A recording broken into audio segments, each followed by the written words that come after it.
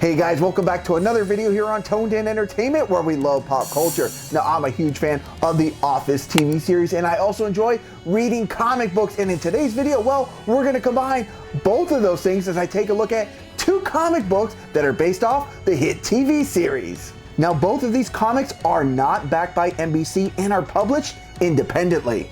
Now, the first comic I'm going to take a look at is one that actually appeared in the TV series during the episode, A Classy Christmas. It's when Pam drew a comic for Jim as a Christmas present, and she called it The Adventures of Jimmy Halpert. The story will start off with Jimmy Halpert riding his bike off to work, but maybe if he had just stayed home that day and binge watched Battlestar Galactica and ate beet salad, he might not have been attacked by a bear.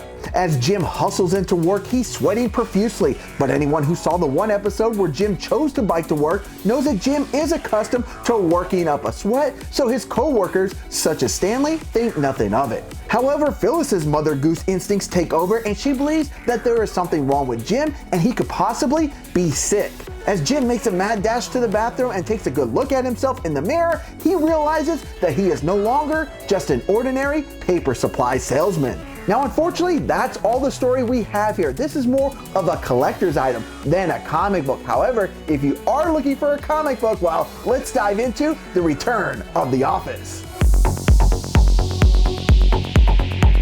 The events in this comic book pick up as the TV series left off, with Dwight as regional manager and only a handful of employees that we know from the show, including Hank, Meredith, Clark, and please don't call me Plop, Pete, remain in the office. Now, on the TV show, many would perceive Dwight as crazy, and usually for pretty good reasons, but one reason in particular is his fascination with weapons and how he used to hide them all over the office. But here the employees will be thankful that Dwight is a little crazy, as a zombie apocalypse has broken out, with security guard Hank leading the charge of the infected, and his first snack will be none other than Dwight Jr.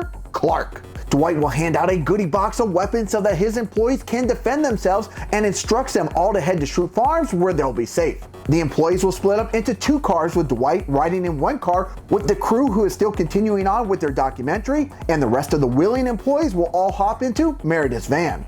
Now, who says you can't learn an important lesson from comic books, as it's illustrated here, the importance of not drinking and driving, as Meredith, who admitted to having a shot or two, actually overturns her van. And even though Dwight will try and battle the zombies, saving Meredith and the rest of the employees begins to be a lost cause. But Dwight will look at the bright side, and that his rations at Shroot Farms will now last longer for the survivors. As Dwight arrives home covered in blood, he's greeted by his wife Angela and their two kids. Now, even though Dwight is covered in blood, Angela will think it's just another day of Dwight accidentally running over a deer. However, Dwight won't be frying up any roadkill this time, as he breaks the news to his monkey they're all dead. Now, I really enjoyed this story. It's a fun take on the TV show we all know and love, with certainly an interesting twist. Now, at the end of this issue, it does say to be continued, but as of this recording, I can't find any information as to when the next issue will be coming out. Now, if you're interested in purchasing either one of these books, how you can do so is down in the description. Now, would I recommend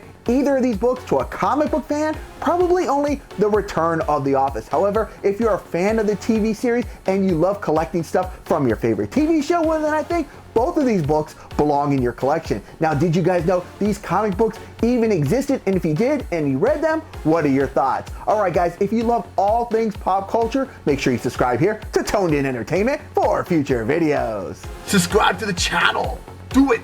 Go now. Do it now.